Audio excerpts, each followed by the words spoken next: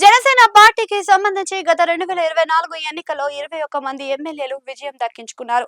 వీరిలో పలువురు పరిస్థితి గ్రాఫ్ బాగానే ఉన్నప్పటికీ ఒకరిద్దరు ఎమ్మెల్యేల వ్యవహారం మాత్రం వివాదానికి దారితీసింది. వీరిలో రైల్వే కోడూరు ఎమ్మెల్యే అరవ శ్రీధర్, పోలవరం ఎమ్మెల్యే చిర్రి బాలరాజు ఉన్నారు. వాస్తవానికి మరికొందరిపైన విమర్శలు ఉన్నా వారిపై పెద్దగా ఆరోపణలు లేవు. రాజకీయంగా డ్యామేజ్ చేసే పరిస్థితి కూడా లేదు.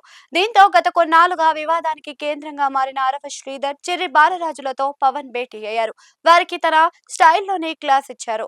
ఇదంతా మీడియాలో వచ్చేసింది. అయితే వాస్తవానికి ఆ ఇద్దరు ఎమ్మెల్యేలకు క్లాస్ కంటే కూడా కీలకమైన రహస్యాన్ని పవన్ చెప్పుకొచ్చారు. ఇది వారికే కాకుండా పార్టీకి ఇతర నాయకులకు కూడా వర్తించే వ్యవహారం కావడంతో బయటకు వచ్చేసింది. ఇది పార్టీలోని సంచలనంగా మారింది.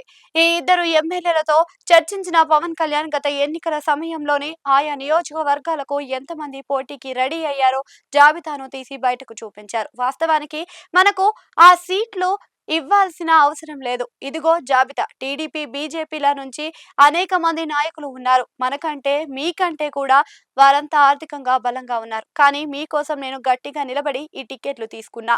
మనకు ఎస్సీ ఎస్టీలో ఎంత బలం ఉందో అంచనా లేదు. అయినా మనకు టికెట్లు ఇచ్చారు అని వ్యాఖ్యానించారు. అంతేకాదు ప్రజలు మరీ ముఖ్యంగా వైసీపీకి కంచుకోటగా అనుకున్న స్థానాలలో మనం గెలిచాం. ఇప్పుడు వాటిని బద్నాం చేస్తే చూస్తూ ఊరుకోను. ఇది మీకంటే నాకు, పార్టీకి కూడా అత్యంత ముఖ్యం. ఒకసారి మీరు టికెట్లు ఇచ్చే సమయంలో ఉన్న పోటీని గుర్తు చేసుకోవాలి. అప్పుడు ఆలోచించి నిర్ణయం తీసుకోండి. ఎవరైనా పోగొట్టుకోవడం తేలిక. ఈ విషయంలో మీరు ఏం చేస్తారో ఆలోచించుకోండి. ఈ వ్యాఖ్యలతో చిర్రి బాలరాజు కన్నీటి పార్యంతరమయ్యారు. అనంతరం వారిద్దరూ రియలైజ్ అయ్యారు. మొత్తంగా గతాన్ని గుర్తు చేసి వారిని రియలైజ్ చేయడం ద్వారా పవన్ కళ్యాణ్ సుతిమెత్తగా సమస్యను పరిష్కరించడం గమనార్హం.